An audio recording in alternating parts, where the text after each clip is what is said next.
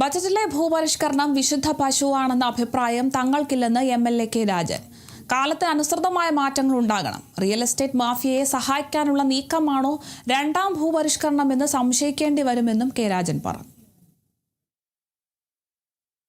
യഥാർത്ഥത്തിൽ ഭൂപരിഷ്കരണ നിയമം 50 വർഷം പിന്നിട്ടതുകൊണ്ട് അത് ഒരു വിശുദ്ധ പശുവാണെന്നോ ആർക്കെങ്കിലും വിചാരണയ്ക്ക് വിധേയമാകാൻ പാടില്ലാത്ത ഒന്നാണെന്നോ എന്ന അഭിപ്രായം ഞാനും പറയുന്നില്ല, ഒരാളും അത് പറയുന്നില്ല. സാധാരണ നിലയിൽ ഒരു തോട്ടം മുറിച്ചു കൊടുത്താൽ 50 ഏക്കറുള്ള ഒരു തോട്ടത്തിന് എക്സംഷൻ കിട്ടിയത് 5 ഏക്കർ മുറിച്ച് ഒരാൾക്ക് കൊടുത്താൽ ആ മുറിക്കപ്പെട്ട 5 ഏക്കർ ഭൂമി അയാളുടെ ആർജിത സ്വത്തിൻ്റെ ഭാഗമായി മാറും എന്നാണ് നിയമം. അതായത് 15 ഏക്കർ എനിക്ക് സൂക്ഷിച്ചു വയ്ക്കാം, 50 ഏക്കർ എനിക്ക് എക്സംഷൻ കിട്ടിയത് പ്ലാന്റേഷൻ ആയതുകൊണ്ടാണ്.